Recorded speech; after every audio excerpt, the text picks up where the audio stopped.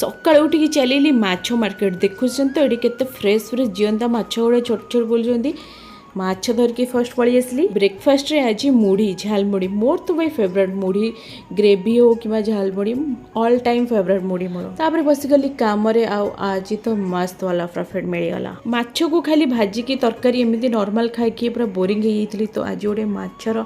मस्त वाला आइटम ये बनई आपण मैंने भी एमती घरे ट्राए करूँ रेसिपी जदि दरकार निश्चय कह फास्ट टाइम देखिली कि गोटा चिकेन केमती रंधा जाए बट मत टे ये भी लगुला जमीती एठी मुझे गोटे जीव को मारिक खाऊँ सेमती मु